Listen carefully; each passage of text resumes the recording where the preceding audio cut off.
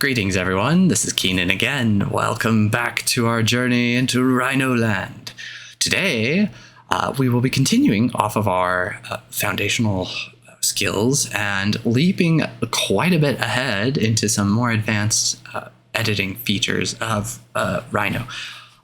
This is module 2. If you're following along in the PDF here, I'll just bring that over here real quick. Module 2, right? Module 2, creating geometry.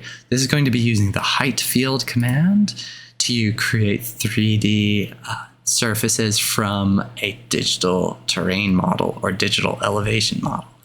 So that's our sort of theme for today. We're also going to be adding some textures to the photo texture to that surface. We're going to also add a 2D photo and scale that correctly so that we can trace building outlines and place buildings on the topography relatively accurately. We'll do a little bit of editing of that topography to flatten out some of the areas that need to be corrected from some of the scanning, and also just to create a sort of flat building footprints for our buildings. So those are sort of our main topics for today. Specifically, I would like to call your attention to this little section here where it says Hojo Center DTM digital terrain model 50 foot TIFF details. These are just this is just information about that file, the TIFF file. This is a type of geo-referenced data that it's recorded in a grayscale image. So we'll get into that. But if you need to reference this as I go, and I probably will bring this back, these are some of the numbers we'll be using. Okay, great. Minimize that. Okay, so if you haven't already, I would go ahead and download the Hojo Center folder from our OneDrive, and it should look something like this. Here, I'll just bring this over. So Hojo Center, it should contain the Hojo Center aerial, that's the JPEG, the Hojo Center TIFF, that's the .tiff, it's sort of like grayscale image. We'll be using that right away. And I believe I may have included some test things. I can't remember. It might just have the those two files in there. So we'll for sure just need the TIFF and the JPEG. So just so you know what we're looking for in that folder. Go ahead, and if this folder has been downloaded as a zipped file, you'll want to extract that so that we get the uncompressed versions of these files. Basically, yeah, whenever you download one of these OneDrive folders, it will compress it automatically. So it's kind of annoying. Sometimes you just have to download and extract those pretty much by default. Okay, cool.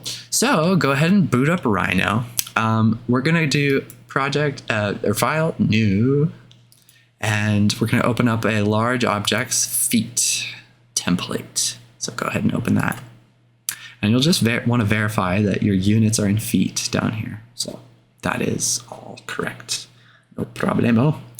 All right, now for my first trick.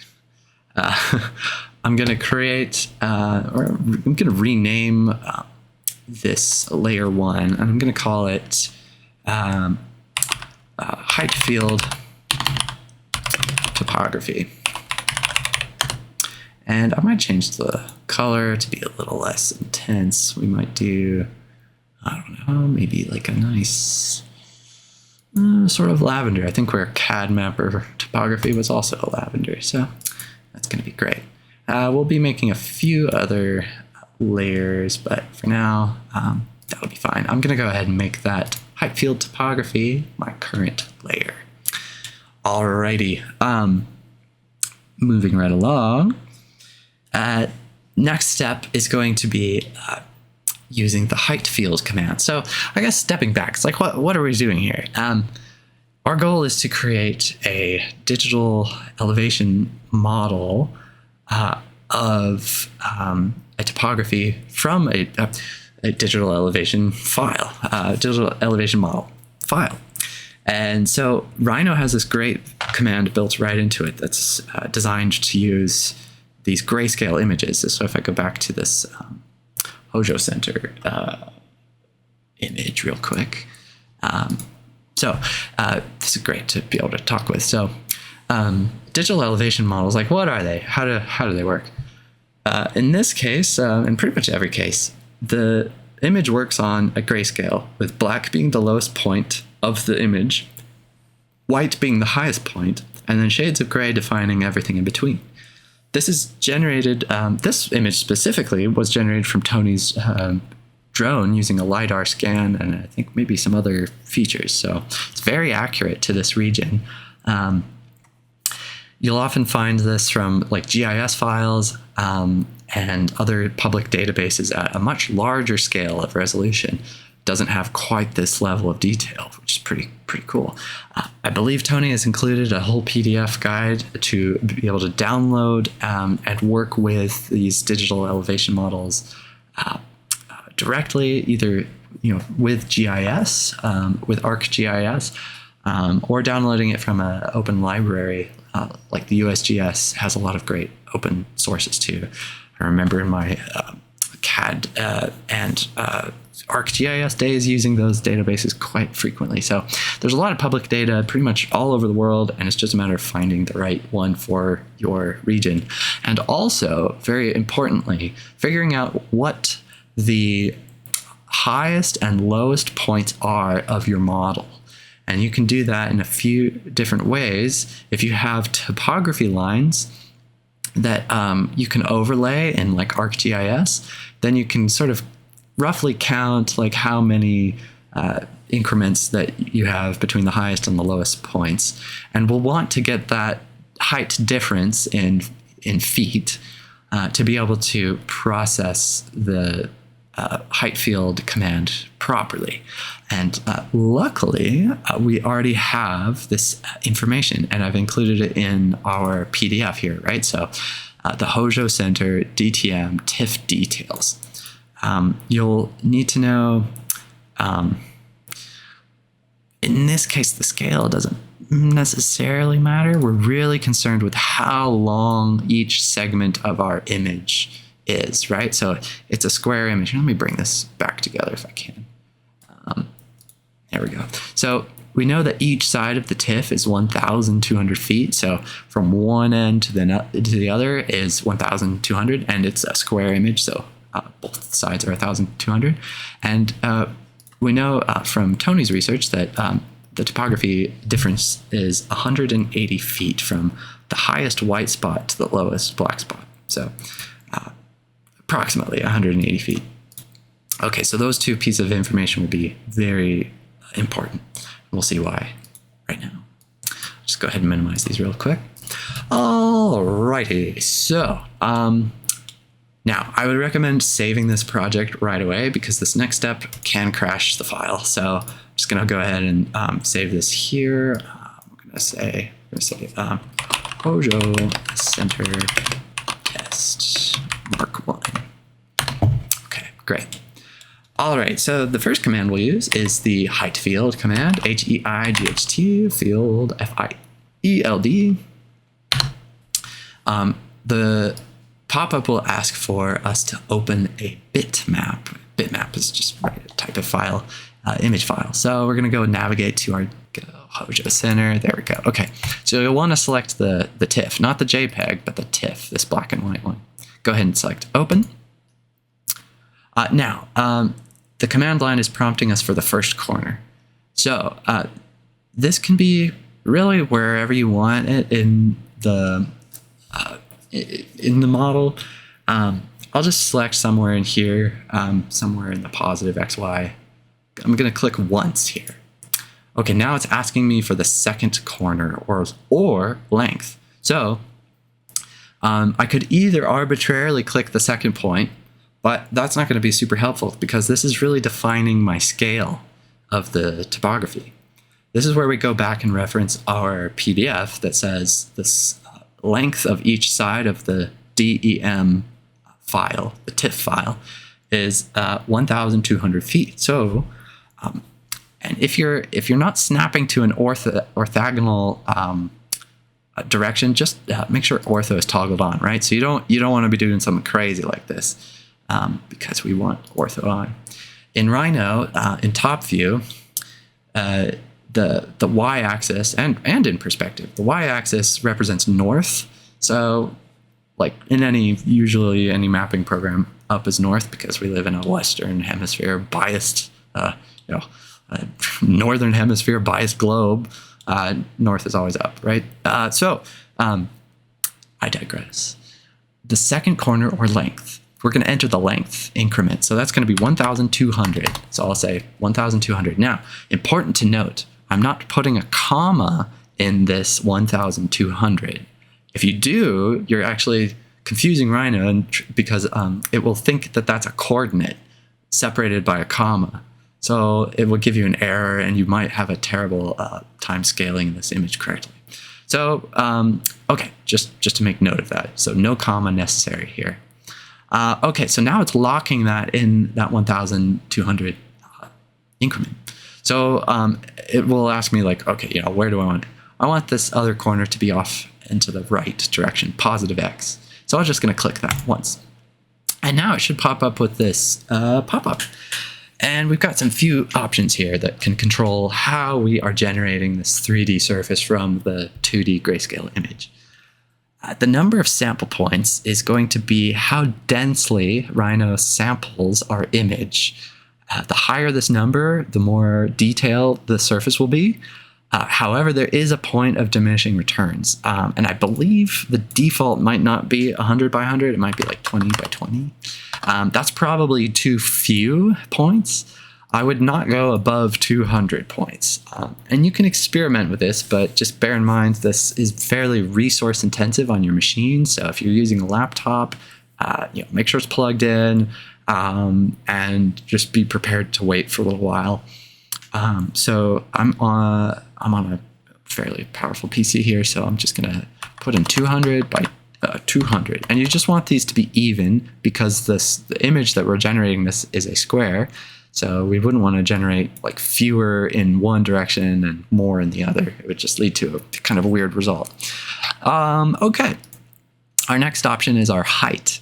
So this is the difference between the highest point and the lowest point. And we know from our PDF that is, let me double check. 180 feet. So we're going to enter 180 feet here. Okay, now, I think for now, we're just going to leave the rest default. This create object by should be surface with control points at sample locations. So that's going to be great. This is going to allow us to do some more fine editing later on. Okay, so we're going to say okay. Now you might see this pop up next. This is just Rhino warning us the resulting surface will have 40,000 control points. And it's saying it's creating more than 10,000 is not recommended. You might run out of memory and crash. So should we save before processing, proceeding? Go ahead and say yes, and just double check that you've saved this already. So I'm just going to save it over that one that I've created. Yes, that's fine. And then there we go, boom. Now, your computer might take a little longer to do that. Just be patient with the processing time. If you find that it is crashing, reduce the number of your sample points to like 100 by 100. That should be more than enough for what we're doing here. But yeah, now you'll see we've got this 3D surface, and I've just used the default what am I trying to say? Viewport display mode. So I'm going to change these all to the shaded one. We should be able to see. It might take a little time to create this render preview, especially with such a highly dense sort of object. And then, oh, I just did that for the top. So I'll go ahead and do that for all of these. There we go. So if I go into perspective now, you'll see this 3D topography has been generated with very good accuracy. Yeah, you can see, we've got some of the buildings here. We've got these trees. You can even see what's probably like a wall. And I believe this is the road. But rather than guessing, this next step we're going to do, I've after you've successfully generated this, the next step is to save it. So I'm just going to do Control S to save, so I don't crash anything crazy. All right, to be able to see like what exactly is being represented on the surface, we're going to go ahead and add a picture to this surface and use that picture as the material for this surface.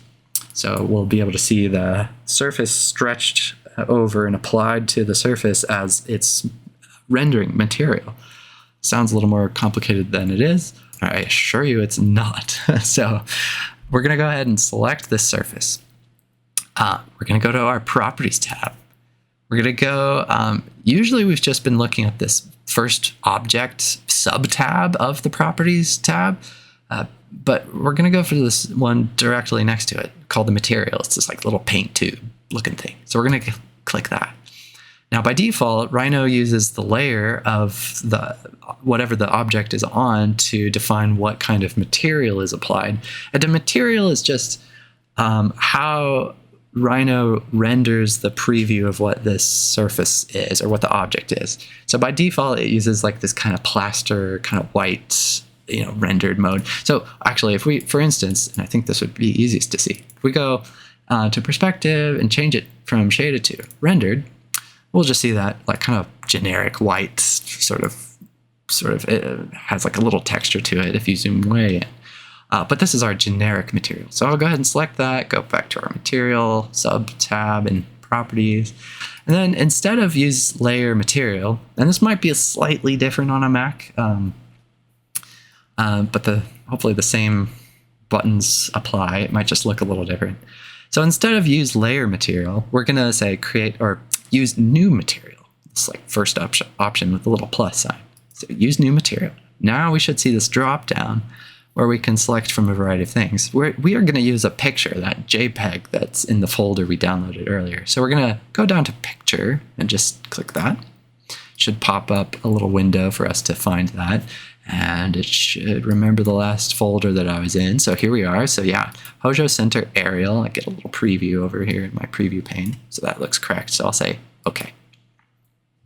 Now, it might have to think a little bit and it should apply, there we go, our image to the surface. Now this image was generated from a drone flyover. So it's very accurate to this specific area and it's got really good resolution. So now you can kind of see way more easily like what's going on here. And furthermore, if we go to our shaded viewport, you'll see that image now has been replaced by just this pink, or that's sort of lavender shade preview. That's just how this default display mode works. In shaded mode, it won't display the render material.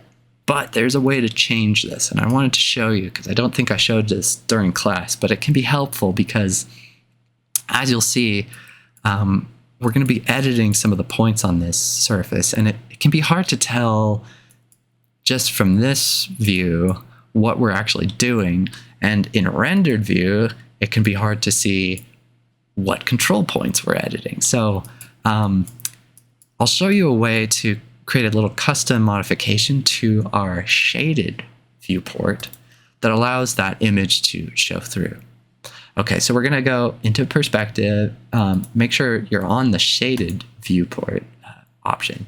Then we're going to go to our drop down again, and way at the bottom here, we're going to go to display options. That's going to bring up this sort of options for display mode. And specifically, we can choose like some of the other options here for how things are displayed under this shaded mode. Now this will be kind of changing the defaults. You can always restore the defaults by going to this restore defaults. So that's something you can do here. All right, so under our shaded display mode, we're going to go and look for the shading settings. This is just describing how this mode behaves in this viewport, right? So we're going to go down to where it says color and material usage, where it says custom material for all objects. We're going to go under that drop down and we're going to say rendering material. because that's essentially what that material, that picture is that we applied. And you should see it change right away to the image that you've already applied here. So just make sure that rendering material is selected under color and material usage, and we'll say okay. And this will allow us to basically see both sort of these little subdivisions of our topography and the image simultaneously. So that's going to make our lives a little easier as we go along. Alrighty, so this is great. So we've got this super cool 3D model in here now. What we're going to do right off the bat is start editing a little bit of these building footprints. Because if you notice, if you zoom in, if you kind of have orbit down, so you see there's some artifacts here from the scan. So there's these large trees that sort of shows up in the topography as these giant like hill around this main kind of building here. There's also like the roof line is kind of warbly. Same with this one. It's kind of like this high spot here. So we can kind of tell that there's some artifacts just from the scan that are creating some kind of weird effects. Oh, like this one here too. It's got some odd sort of things going on. So we're going to start to edit this surface a little bit. Now you have to be careful with this because, we're not surveyors, so we're not trained in how to precisely edit three-dimensional survey data to be highly precise. What we're going to be doing here is mostly for representation and possibly for like CNC topography model making using the CNC router. So we're going to be okay with a little bit of inaccuracy here in exchange for making it better than it is right now, I guess, if that makes sense. So we're not going to go too far because we don't want to make it something that it's not. And this is where I would highly recommend like actually going out and visiting the site, taking photos, taking measurements, really doing that due diligence to be able to get an accurate representation. But for today, for the scope of this, we're just going to roughly edit some of these building footprints so that they are more or less, more or less averaged heights for their surrounding terrain. Alrighty, so I think we chose this in class. I'm going to choose it again because we'll find a better way to model some of the components of this. This building is sort of interesting. Right away, we can see there's like two main roof things going on here. We have this sort of L-shaped building here, and that appears to be setting lower than this building because this building's casting a shadow and it sort of tapers here. So we can infer that the midpoint of this building is sort of a peak. So this has got a gable roof situation.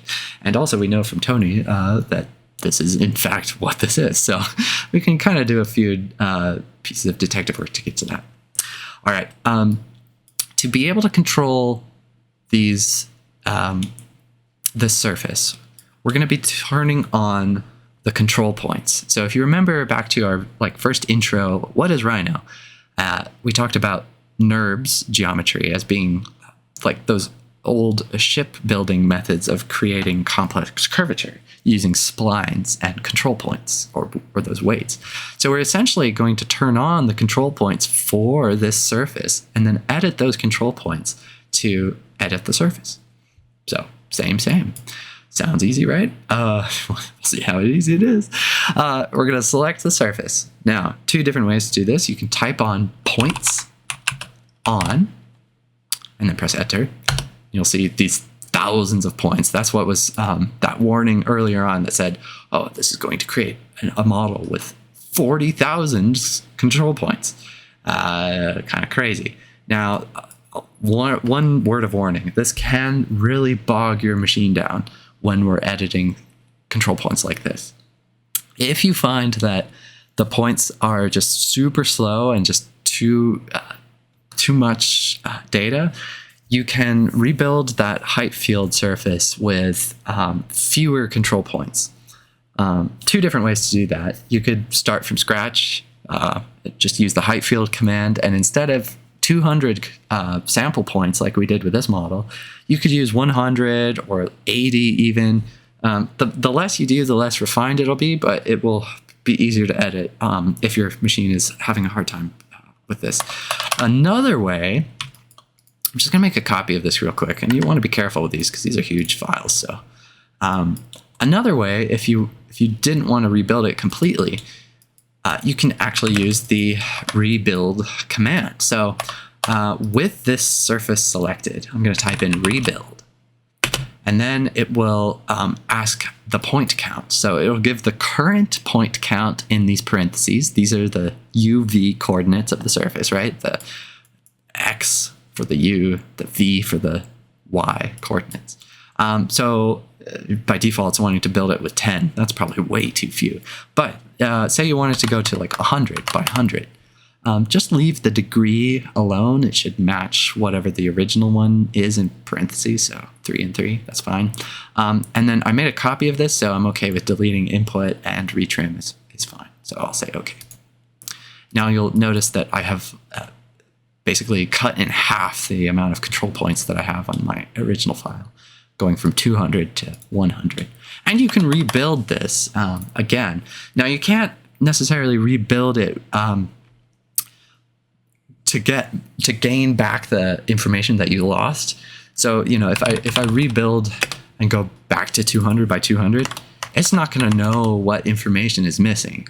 So it'll rebuild it, but it's just going to rebuild it with further like divisions of that simplified geometry.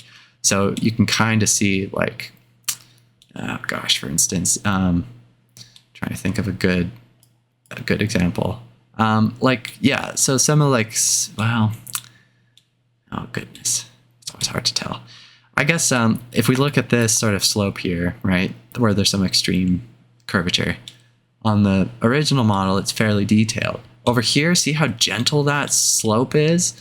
Even though we've further divided that topography up, it's just essentially further dividing something that's already been simplified, so you can't gain back information that has been lost. So just keep in mind, just be careful with that.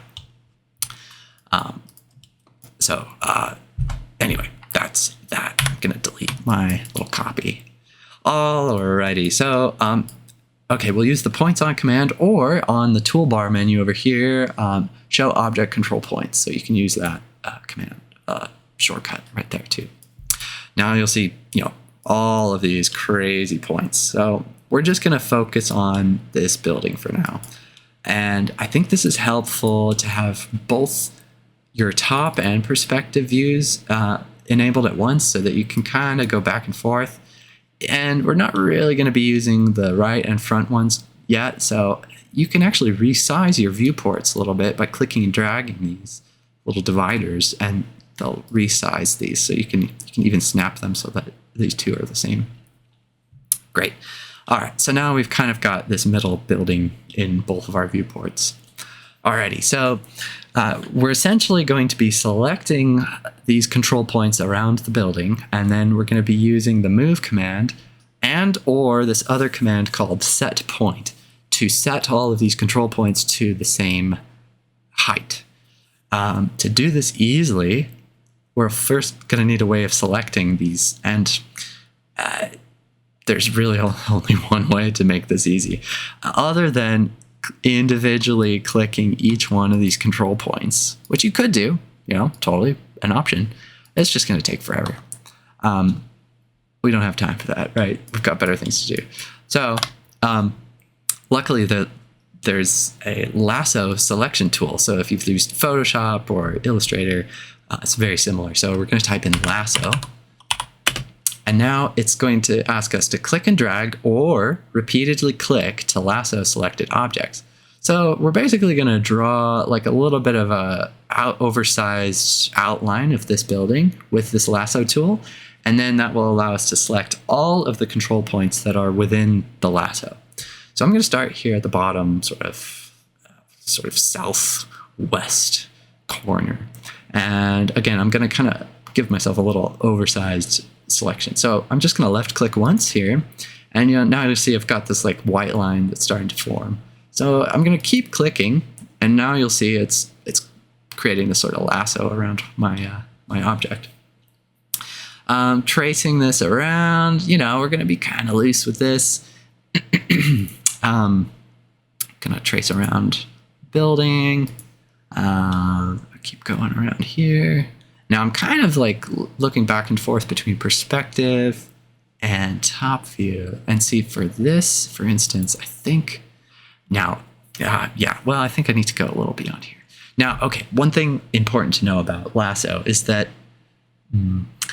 it essentially uses whatever viewport you are in to create a projection of this lasso shape that will select the objects within it. So you'll get a different result if you do this in perspective mode versus top view. I would pretty much always do this in top view for this case because it's just going to be a straight plan projection. If we did it in perspective, there's a chance that we would over select some areas and under select others. So anyway, just do this in top view and it will give you a good time. But I'm trying to kind of reference, I think I might need to go a little farther because got these trees. I don't know. We'll see how this works. And I'm just making my way around here, clicking and clacking. Okay. Now when you get to sort of the starting point, you can see the command line saying press enter when done. So I'll say, okay, great. I think I'm pretty much done. So I'm gonna press enter. Now, all of these points within my lasso should be selected. Fantastic. So now, just be careful because if you left click or orbit or press escape, this selection will be lost, deselected. If that does happen, you can use the command SelPrev for select previous to select that last selected group of objects. So for instance, maybe I accidentally clicked off, missed my selection, right? So I'm going to do SelPrev for select previous, and it will bring back that last selection. But if you select something else in between these two things, then there's no way to get farther back in that history, right? So just be careful with this. So, alrighty, so we've got our control point selected. Now we're going to use the setPoint command. So SetPt, point is abbreviated PT. All right, so press enter. Now this little pop-up menu will come up.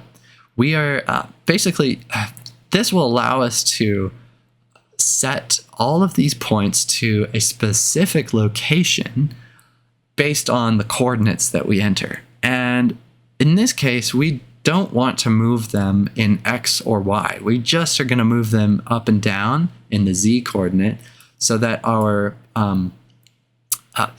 basically so that our building footprint is more or less level with the surrounding topography. And again, this is like a very simplified and sort of exaggerated way of doing some editing to this topography. It's not 100% accurate. So anyway, but that's all to say, we don't care about the X and Y coordinates, just the Z. And then we're going to leave the align to world option, the default one. That's fine. Okay, so now I'm going to say, okay, now I'm not done yet. Set point, the next prompt in the command line is saying location for points. So this is where you want to make sure your snaps are enabled, end, point, near, and specifically point, because these are points that we're snapping to. And what I'm basically going to do is going to hover my mouse over next to probably somewhere like the road, because I think that's the most sort of level area. Now you'll notice, like if your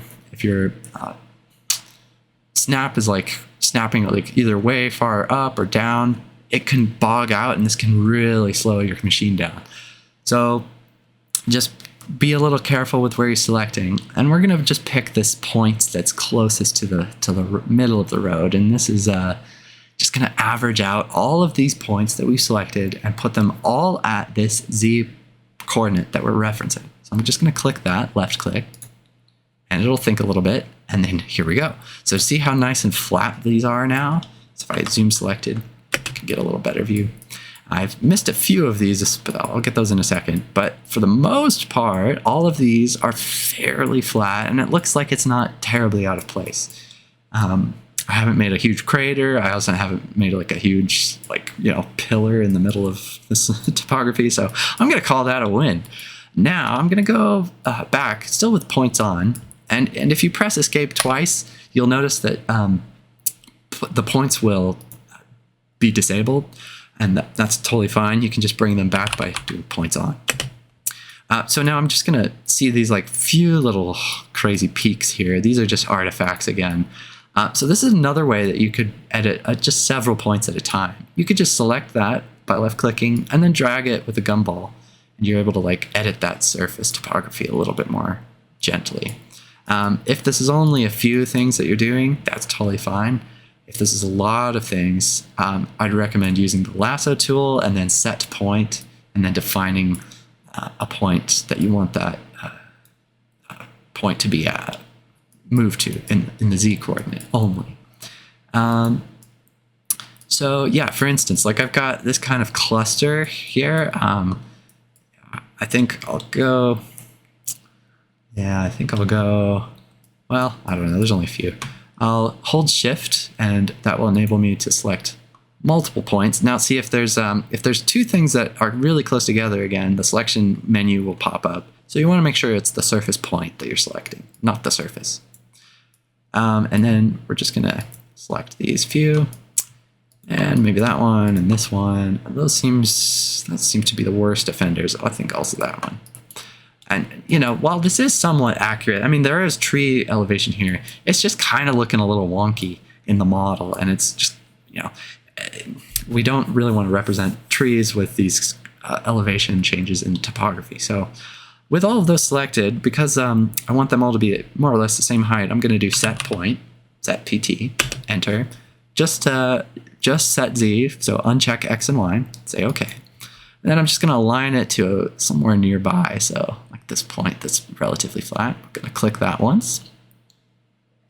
And there we go. So we've sort of minimized our giant peaks there. And it's hard to say. I don't know the site super well. I've never been out there. And I do believe there may be some topography that is accurate here. So I don't want to go too crazy when I'm editing these points. Just enough to get a sort of flat building outline for this. Okay, so I would recommend doing that if you're going through the whole area, going and doing that for each of these buildings, and just tracing it around the outline. And again, you got to be careful. You don't want to create something that's wildly inaccurate. And specifically, I think it was this building that's actually kind of built into the hillside. So, there may be some buildings that are a little bit trickier to find. And then you've got some wild stuff going on up in there. Okay, so I'm going to go ahead and save my file. Now, the next step is to be able to create some geometry that represents our building footprints here. And we don't have any 3D data for the buildings, but we do have some drone data that is measuring the building heights. So if you bring up the building heights for the Hojo and Nob Hill, that kind of combined image, you'll see if we zoom in to this one that we've been sort of editing, this is our gable roof. So we've got a split here. We've got a lower end that's at 11.5 feet, a high peak at 15.75. And then I think we're going to assume this lower section is also at 11.5 feet.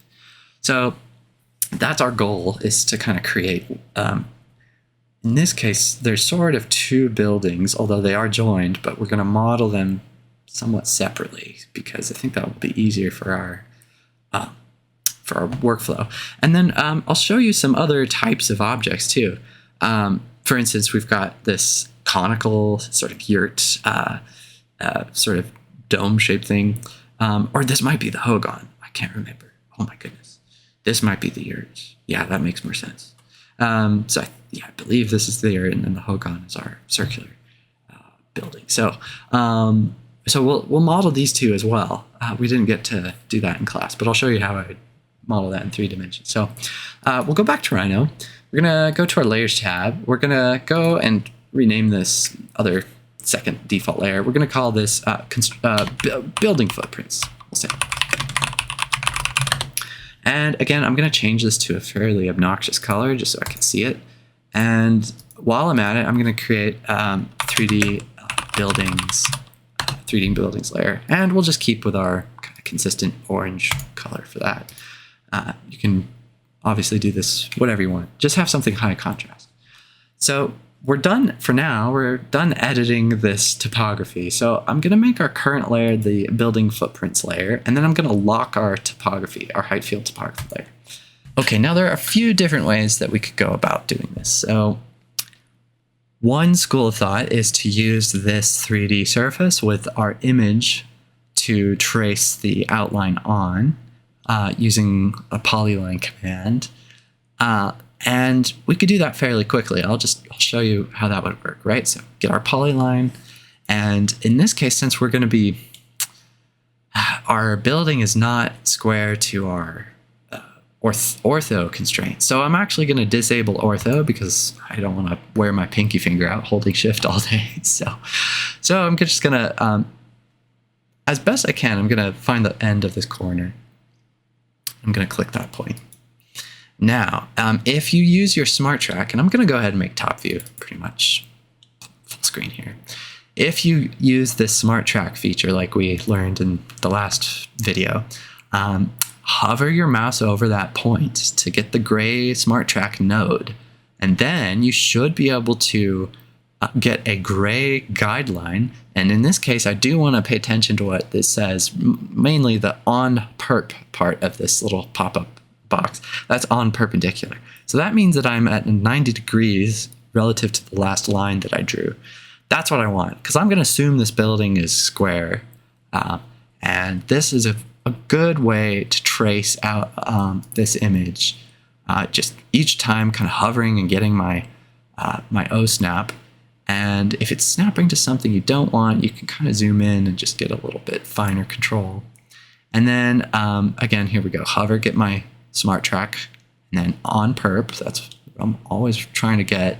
Okay, now this one's interesting because it's super difficult to tell in this little tree area.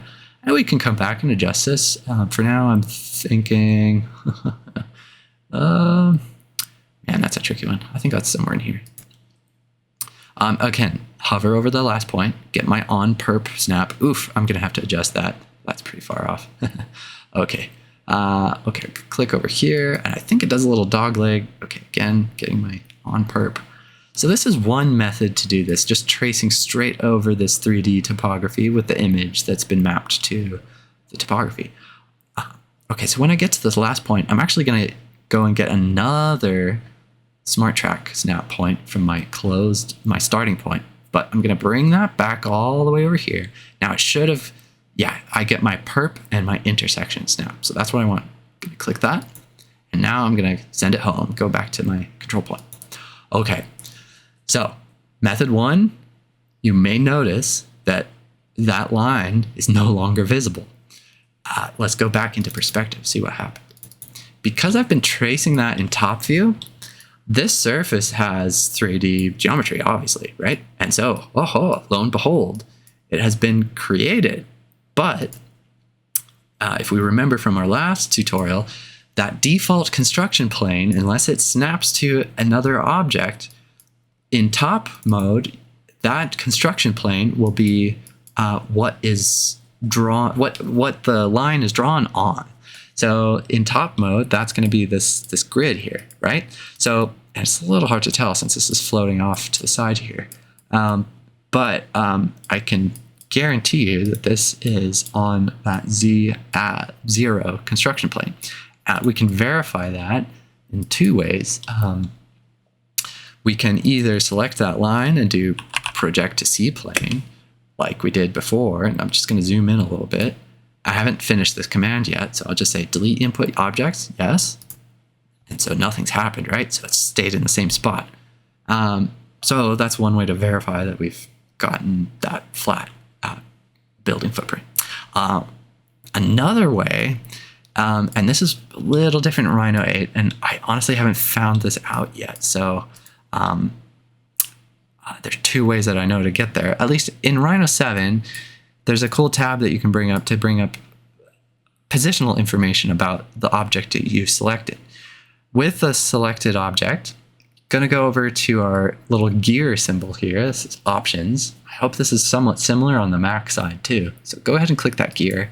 You should see all these little other panels pop up. This is where we had the help tab panel enabled. So we'll make sure that box edit is checked. It's usually off by default, but I've got it enabled on mine. So it's going to look like this little icon here, box edit. If you're using Rhino 8, I think you can just type in box edit, and then it should pop up a little pop-up menu, and then you can either drag that and dock it to the side or something. But in essence, what this box edit panel does is show you information about that selected object positions. So it'll tell you the size, scale, and then the position. What we really care about is the Z position here. And this tells us Z is at 0. So that's great. And that's defined by several things.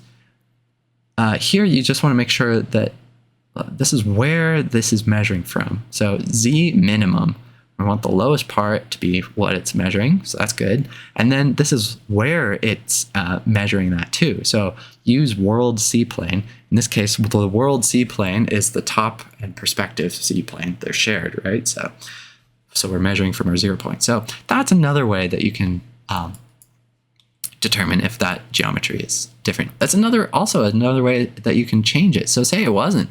Maybe it was at a different location, like a minus Z. You can see now that the Z position has changed to minus 149, whatever. You can easily change that to 0 and just press enter, and that will snap this back to our 0 point. So that's a handy box edit panel to know about. Okay, so this method that we're using, just tracing over the 3D topography, totally fine. And we would just have to, like we did with our CAD mapper example, we would just extrude this sort of profile and then move it up in the Z-axis with the gumball so that it's more or less sitting on the surface correctly. So that's one method, which we could do pretty quickly. We could also toggle our display mode in perspective to ghosted, and now that turns off our render preview because we didn't change the display mode for ghosted to include the render material. But that's okay. We can kind of see now we have this flat spot in our model. So I can faintly see my building outline. So in this case, I would go back to our image, right? Here we go. So, and I'm going to be rough at this point, and then we'll come back and do some of these details. So let's go ahead and just extrude it to the 11.5 feet, just for now. So we're going to extrude curve, 11.5, enter. Now it's still underneath the topography, but it's there. With that selected, I'll just go ahead and change it to our 3D buildings layer. And now I can move this up. You'll see it kind of emerge from our topography. And, you know, this is looking more or less okay. It's clipping a little bit. And by clipping, I mean that intersection, right? You can see the purple isn't quite at the bottom. In this sort of level of detail, this is probably fine for a lot of what we would be doing. But you'll notice this is just still one roof that has no real detail to it. To be able to change the detail here, there's a few different ways we could do it. What I think is the easier way is to create some separate extrusion objects rather than this one sort of monolith. We would create like, if I delete this real quick, we would create some separate building footprint that is this sort of L-shaped building that seems to be at one height. And then we would create another sort of rectangular building here for this one that has the gabled roof. And that way we can use a command that can edit them in a more controlled way that will give us less of a headache later.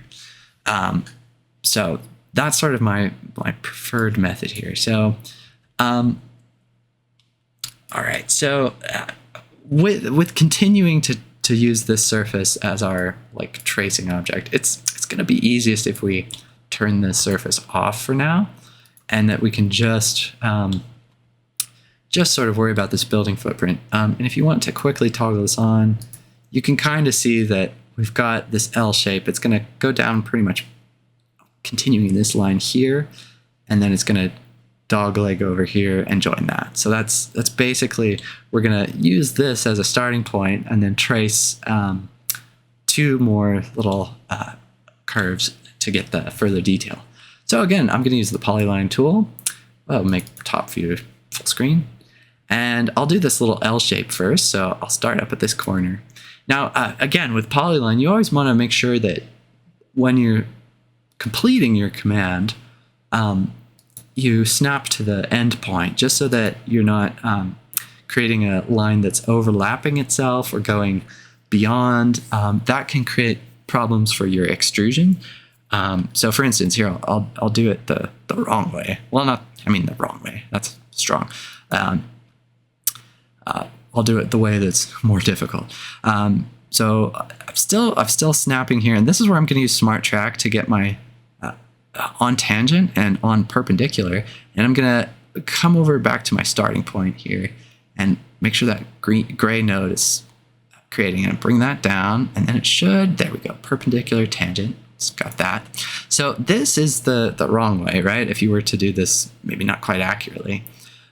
If you don't exactly snap to your start and end point, it could look like it. I'm exaggerating here, so. And then I click end. If you zoom out, you can say, oh yeah, cool, I've done it.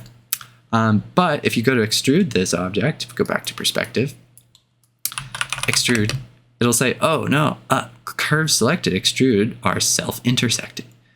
This may produce undesirable results. Do you want to extrude? You can try it. And then you'll see, this time it did work, but this is a messy way to model, because now this corner is doing some funky stuff. If you zoom in real close, you'll see these self-intersecting curves creating some wild geometry that it's honestly going to make our lives a lot harder down the line. And if you notice, if you've selected this, it is still technically a closed extrusion, but with those self-intersecting curves right here, it will make certain things difficult. If you were to 3D print this, for example, this could be messy. So we always want to be precise with these. And you'll notice, see, look, like when I deleted that solid, it didn't include these little extrusions. So you get weird little artifacts with messy line work. So going back to top view, again, there's 2 ways we could fix this. You could click and drag that point so that snaps to the start point. And now it should be, yeah, here we go, closed curve. And if we try to extrude that again, no problem, no problem. Easy, cool. So just keep that in mind. Be precise with those snaps, the start and end points specifically. Okay, going back to top view. I zoomed away in there. Okay. Okay, so we got our L shape. Now I'm just going to trace this other rectangle. Okay, so polyline. I'm going to start here again, just for fun. And this is easy. I don't need to use any special snaps. Okay, cool. Go back there. So now I should have my outer perimeter, the first one we did, this one that I've just completed, and then my L shape. Cool. Okay, great. So now I'm going to go back into perspective, and I'm going to reference our building height again. So we've got 11.5. So we're going to extrude both of these to 11.5. And then we're going to worry about that pitched roof. So I think we can do both of these at the same time. Just be sure when you select these that you're selecting the small individual ones and not the full one that is the perimeter. And if you're unsure, you can see it's sometimes difficult, but if you see like the second one, I get this yellow outline around the whole thing, at least on this one. So that means that that's that whole perimeter one. So I do not want the second one. In this case, I want this top one. So I've got my L and my rectangle. All right, so now I should be able to extrude curve. I should be able to extrude these both. I'm gonna do them both to that lower 11.5 feet and then enter. And that should leave me with this extrusion and this extrusion. Yeah, oh, fascinating. I think I may have selected the wrong shape after all that. I'm gonna delete that. Okay, here we get our small L. Okay, extrude 11.5, great. Now I should have that L and that. Okay, great. Fantastic. Okay, so now we're gonna create this little gable, this little pitch roof.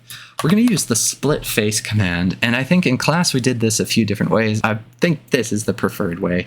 When we have a separate extrusion that won't be affected by this split face. In other words, split face isn't gonna mess with our L shape at all because they're just different objects. So first of all, I'm gonna change these to my 3D buildings layer. And then we're gonna use the SplitFace command. Select a face to split, so I'm gonna select this top one here. That's great, enter. Now I think if we reference our image real quick, yeah, I think the gable appears to be in line with the L. So yeah, so I'm gonna go back to Rhino. So it's gonna be the start point here, end point at the opposite there, and then we'll press enter. And now we should have two faces that we can individually select and edit. Okay, no, sorry, this is a lot of back and forth. Going back to here. Now we're basically gonna erase that line, that split face that we've just created by the difference between these two, right? So that's gonna be 4.25 feet. Is that even right? Geez, this is where it's getting too late to do even simple math. Minus 1.5. Yeah, hey, 4.25. Haha. Never trust mental math, but you know, sometimes it's nice to feel validated. Alrighty, so we are going to use this special way of sub-selecting an object's components to be able to get this line that we've created by splitting this face into two parts. So holding Control and Shift, or Command and Shift if you're on a Mac, hold Command Shift or Control Shift, and then left click right at this, like this little edge here, this little line. Now, sometimes it's difficult to distinguish which line you want to create or which line you want to click on.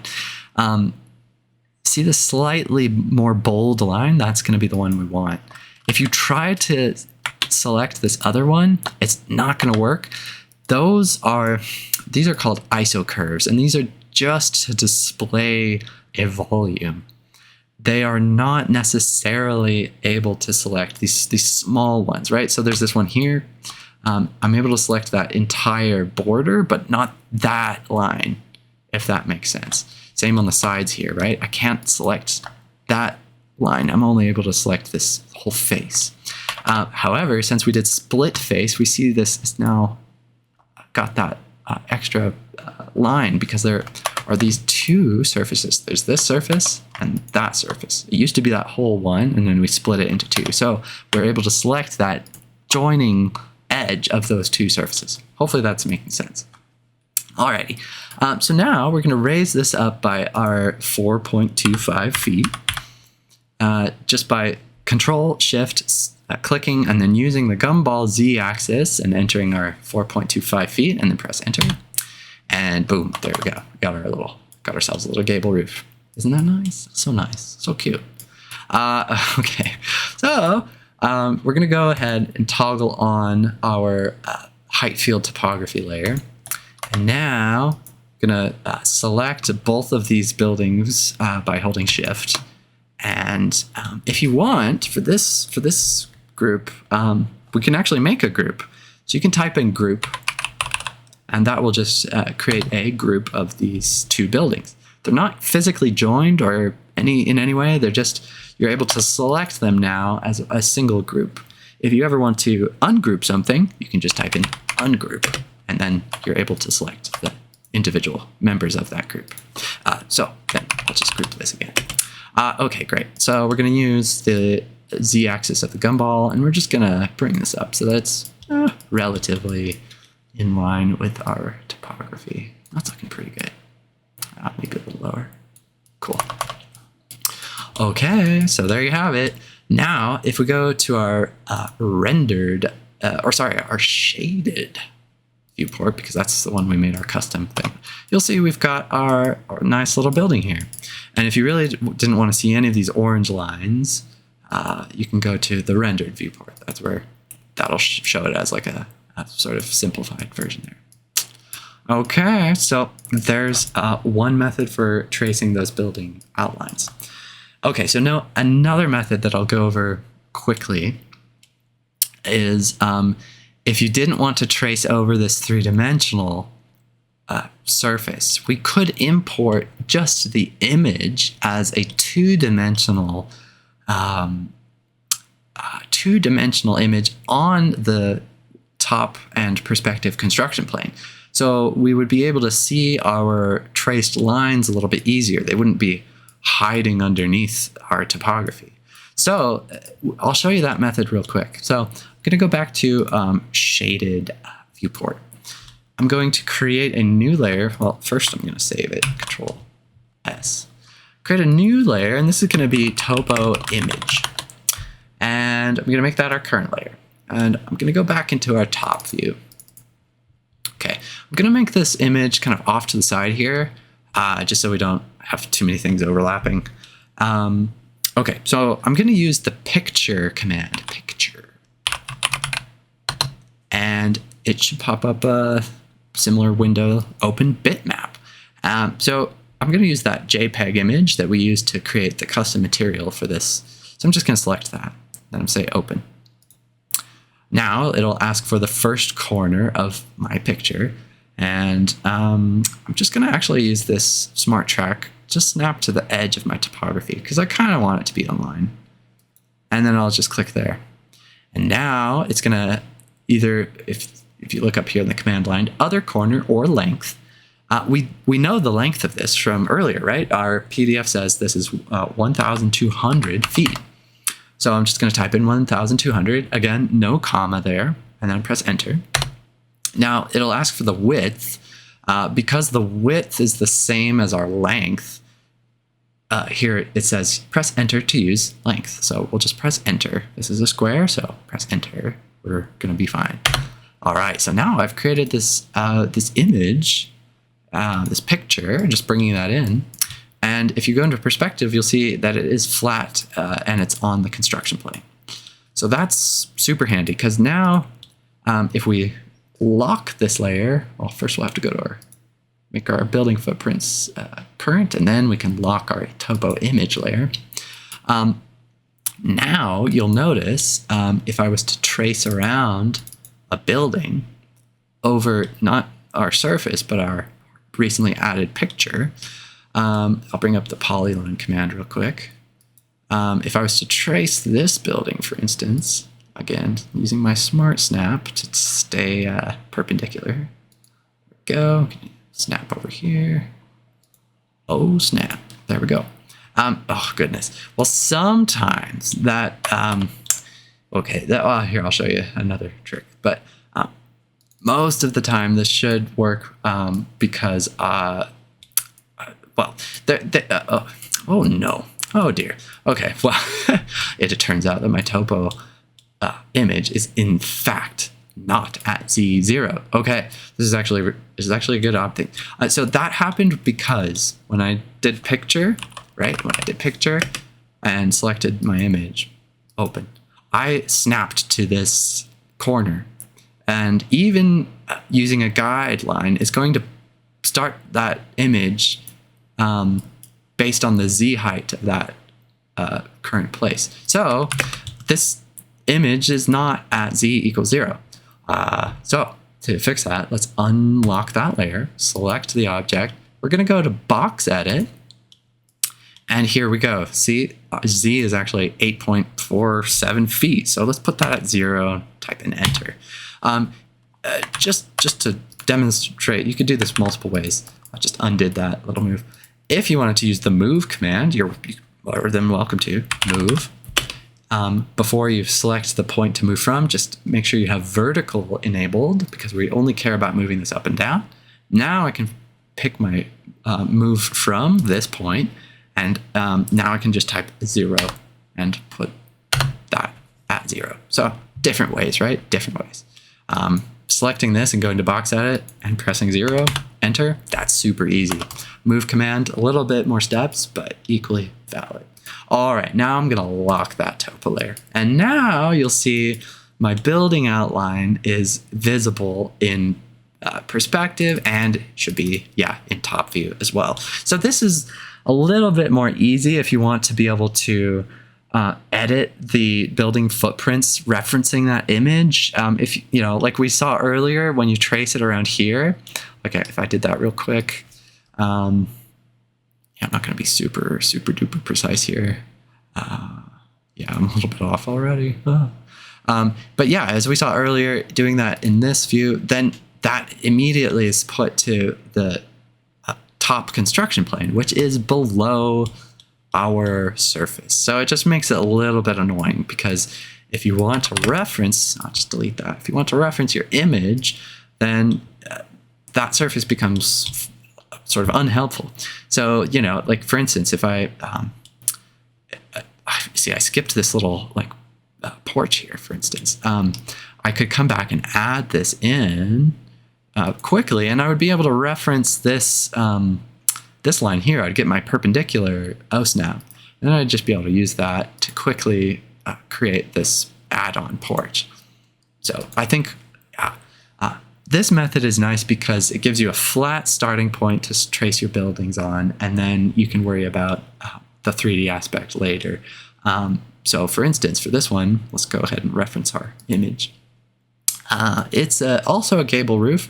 13 foot is low, and then 19.5 is the high. So again, we're going to extrude this up to 13 and then do split face and then raise that up. In this case, let's see if I can do that math. That's going to be 6.5 feet. So just doing this super quickly.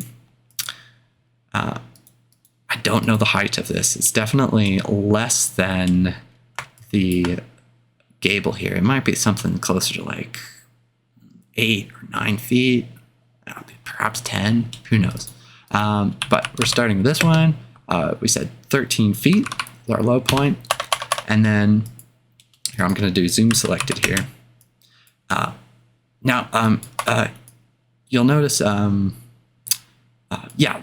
we're in shaded view with our custom viewport display mode so that we're able to see both the image and our outlines here are like pink outlines in this case. I'll just go ahead and change this to our building 3D buildings layer. Great. And then let's go ahead and just extrude this. What do we say? Maybe 10 feet? Yeah, let's say 10 feet. And again, make that. I should have had my 3D building layer active anyways. And then we could quickly split face. Select that as our face. I'm assuming that gable is right down the middle. Click and click, enter. Now I can Control Shift select with left click or Command Shift, holding Command and Shift or Control and Shift. And then we'll do 6.5 feet high. Great. So there we go. Nice little gable. Okay, so now the issue with this is, I'll make this little group. We need to bring this over and place it on our topography. So I might want to come back and reference this. So I'm just going to make a copy by clicking and dragging on this red x-axis, press Alt or Option quickly, get my little plus symbol so I can make a copy, and then I'll worry about precisely moving this. So, and again, this is going to be below my surface for now. That's okay. That's a little. Let's see. Let's go into top view for a second. Zoom out of here. Come back over here. Now you'll see just by going directly in the x-axis, I'm not quite aligned here, right? But all I did was drag in the x-axis. So we're aligned here, but we're not aligned here. So what the heck is happening? I'll tell you what's happening. Funny you should ask. All right, so basically this surface is stretching the image over the 3 dimensions. and we're getting a little bit of distortion from that. What's more accurate, right?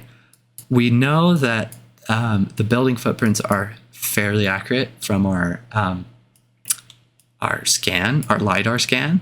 So we're going to trust that the three-dimensional information is more accurate than this 2D information that we got over here, just the way that this image is being stretched and processed.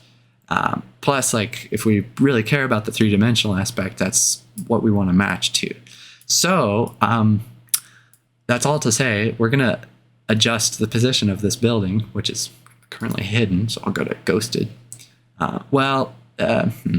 Actually, I'm going to keep it there because I want to be able to reference the image. I'm going to select my building. With it selected, you can kind of see it through this surface. I'll go back into top view. And again, I'm going quickly using these little shortcuts just to full screen. And then I'll zoom in. You can see our building outline is highlighted in yellow. And I'll just use the gumball to move it pretty accurately in place. Pretty accurately. And you'll see, like, there is some distortion from that scaling, from the stretching. Technically, I think this 2D image may be slightly more accurate per pixel. It's probably because the image density of the image here and the image density of our DEM file are slightly different. So there's a bit of stretching that's happening with the image that we applied over this. It's honestly not that bad, and I'm not going to worry about it too much. But with it positioned correctly, at least in X and Y, I'll go into perspective now, and I'll get the Z axis to start merging correctly. So there we go. That's looking pretty good. Zoom selected to get reoriented. Now this is the building that I believe was built into the hillside, so I think that's more or less accurate. All right, so we've got two buildings there. Pretty sweet. Okay, so those are two methods, right? You can trace over this 3D, 3D surface and then extrude curves that way and place it, or you can trace it and have a little bit more forgiveness on just how those building traces appear in the 2D version, and then bring them over and get the position right on the 3D. So hopefully that makes sense. All right, now I promised I'd do two more little of these buildings. We'll do the Hogan real quickly, and then we'll do the yurt. So starting with the Hogan, I believe. Right, this has got a conical roof, so this will be interesting. So the low point's at 6 feet, and the high point at 9.5. So I think we're if you wanted to create a circle, you can use this circle command or the shortcut. I'm just going to try to eyeball the center of this thing. It's not too bad. I'll adjust this a little bit with the gumball. Yeah, that's looking pretty good. So you could draw that as our plan view 2D building footprint. Or if you wanted to just hop right into the 3D building aspect, make that my current layer, there is a cone, truncated cone command under the box parent. So if you long right click on that box, then you should be able to see our truncated dome. Cool, so I'm gonna select that. And actually now that I've got my 2D geometry here, it should be pretty easy. I'm actually gonna enable center snap because I need to snap to the center. So I'm gonna hover my cursor towards the edge of the circle, and now it should snap to the middle. And I don't need to go find that middle point. It'll just automatically, if I click right now, left click, boop, it's made that center point. So that's how our center snap works. So I know that it's going to be this. Looking at my command, the radius is what it's asking for. So it's going from center to the end here. So that's our radius. Cool. Now we're going to have to go to perspective to see what's happening. So, oh wow, I'm way out here. Okay, so you can, with this command still active, you can type in ZS and zoom selected. Oh gosh, it'll still work. I've just zoomed way the heck in there. All right, so that's kind of handy. And I'm still within this truncated cone command. Okay, so what do we say the height of this was? 6.5, so 6 feet for the edge, 9.5 for the middle. Alrighty, so top of truncated cone. I think that's gonna be our 9.5 feet. So I'm gonna press enter. Now this defines this top area here.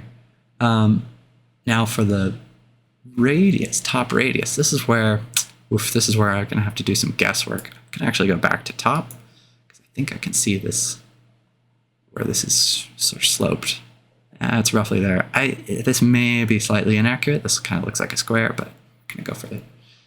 Okay, so there is our, there's our cone. Okay, so this is obviously not what a Hogan looks like at all. We might need to use a combination of two commands. So we're gonna delete this for a second real quick. We're gonna extrude this first circle, and if you don't already have one, then go ahead and create it. We're gonna extrude this, our 6 feet. And then we're going to draw our truncated dome on top of that. I thought there might have been a way to do those in one fell swoop, but I guess not. So, okay, same thing. Center point, snap to the edge there. Our radius, you can just snap to a perpendicular intersection on the circle. And then the height of the top of our truncated dome, since we're already 6 feet up, we're only going to do 3.5 feet to get to 9.5 feet total. So I'm going to press enter, and then it'll ask for that radius, and this is where I was kind of guessing. So I'll go back to top. Oh gosh, and I lost my reference. So we can, this is looking pretty close. We'll go here, and there you go. We've got a, in this case, these are 2 different objects, right? If we wanted to really join these permanently together, well, permanently, more or less, we can select both of them, and then we can type in Boolean union, and that will create a new object that is a combination of these 2 shapes. So that's a cool way to do that. Okay, so there you go. So there's one way of modeling a sort of basic representation of a Hogan. All right, moving on to this yurt. So let's go back to top view.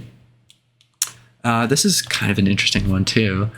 We've got, let's see how many sides. 1, 2, 3, 4, 5, 6, 7, 8. So it's an octagon. Great. We're going to use because in the solid commands, there's no real option for solid octagon. So we're going to have to start with a building footprint and then do some interesting stuff to get to our multi-sided, multifaceted roof line. But we'll start with like the basic thing, and I think we'll do the same idea of like joining a bottom and a top. So let's go back to our image. Now this is saying 5 foot at the roof line and 10 feet at the pinnacle. So we'll do, okay, we're gonna go back to our building footprints layer, toggle that current, go over to our polygon tool. We're gonna click that, and right in the middle, we'll start our center. That's what our command line's prompting us to do, center of inscribed polygon. So we'll click the middle there.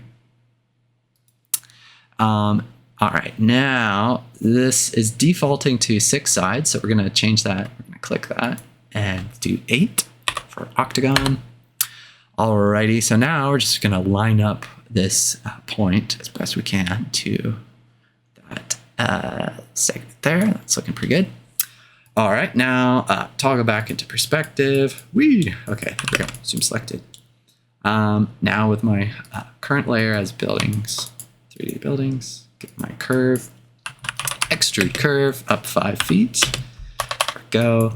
All right, so now this is where things get interesting. We're basically gonna make a copy of this. So we'll use the copy command, and we'll, very much like move, it's gonna ask a point to copy from. So I'm gonna copy this base point. And then the point to copy to is just going to be right up here. So that's good. Copy, select that, and create a copied point there. So that's all fine. Now, this is a cool way to use the Gumball and our Control-Shift-Click sub-selection method to edit geometry pretty quickly. So with this sort of copy, I'm going to hold Control-Shift or Command-Shift if you're on a Mac. Hold those 2 keys and then click the top surface here. And then you can let go of Control-Shift. Now with this selected, we're basically going to scale this top so that it's kind of comes down to a point. And even in a real yurt, this isn't going to be like an infinitely small point. There's going to be like some sort of like probably like top weather cap or something. Sometimes there's like a skylight even, right? So, so to scale this top surface uniformly, you can click and drag either the red or the red X or the green Y axes. So I'm just going to click and drag. Now it's going to start, if I don't do anything else, it's just going to start scaling it in the X direction. But I want to scale uniformly, so I'm going to hold Shift as I'm doing this. And now you'll see it's able to scale this uniformly. So I'm just going to bring this to more or less like a pretty fine area there. And now you'll see it's pretty quickly created this sort of complex shape just from a copy of our original one. Control Shift click, and then using the Gumball scale handles to adjust the scale of that top octagon. So that's pretty quick, right? Now this is still separate from the bottom. Just undo that. Select both of those. Do Boolean union. Oops. And there you go. Cool. So those are a few ways just to add a little bit of further building articulation and detail. Using a simple cylinder extrusion or circle extrusion, and then a truncated dome, and then the polygon tool to create an octagon, and then copying that and editing it with a Gumball. For these other buildings, we just started with some basic rectangles, extruded those, and then did SplitFace to be able to, again, Control-Shift-Click into that poly surface edge, and then use the Gumball to get a little bit more refined detail out of that. Just undo that real quick. So those are a few different methods that you can use to really add some finesse and a little pizzazz to your model that's accurate to what is built. And then again, I can bring all these buildings over to my site. I'm just going to make copies of these for now. And again, I'll go back into top view for getting this alignment. Zoom out here, zoom over, move these over, more or less. Now, one little quick trick, if you want to deselect something, you can hold Control or Command and then click the object you want to exclude from the current selection. So I'll click that. Now I'm just left with this. Otherwise, it might be hard to click through and select that object through the surface because it's underneath it right now. So just move that a little bit. There we go. And then back to perspective. It's a lot of back and forth, right? But this is good. This is good practice. I'm going to grab these both, bring them up. All right, zoom selected.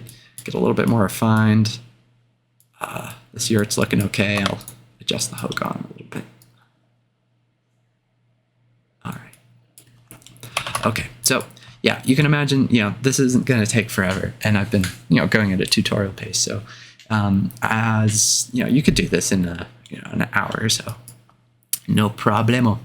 Okay, hopefully this is a bit of an intro into how to create a 3D surface from a geo-accurate DEM file, or that Heightfield, using the Heightfield command. How to apply the image that corresponds to that height field as a texture using the material properties of that surface. And then how to edit using control point editing the surface to create these flat areas for the building footprints to rest on, and how to sort of get rid of any strange artifacts that the scan might bring through. How to use the Lasso tool to create easy selections of those multiple control points. How to also trace out buildings either on the surface, but we saw that can create some trouble if you're just trying to reference the image because it's going to be underneath that surface. So also how to bring in a picture and scale it correctly, how to make sure it's flat on the 0 construction plane, 0Z construction plane, and then tracing those buildings out, and then using some finesse sort of tools like that SplitFace command for our gable roof, Control-Shift-Click or Command-Shift-Click to get sub objects and edit with the Gumball to create gables, how to extrude other cylinders and circles and polygons to create these more complex geometry, and join several different types of geometry in a cohesive whole using Boolean union rather. So there you have it. And then just as a little treat, we'll go ahead and go into Rhino's rendered mode, and we'll see we've already started to get this site really built out and looking accurate and fleshed out. Well, except for this little building. We'll get to that next time. Okay, well, thank you so much. Hopefully this has been helpful and opened up some new tools and methods, and maybe clarified a little bit of workflow that might have been a little vague or slightly unclear during the workshop. I think I've had a little bit of time to refine that. So hopefully these options give you some better tools for modeling these 3D topographies and adding some building detail. And then from here, yeah, you could go and CNC route this surface, and we could 3D print these buildings separately and add them later. So this is a very usable model right here. All right, I hope this gets you excited at modeling these complex 3D surfaces. Looking forward to the next module. Happy modeling.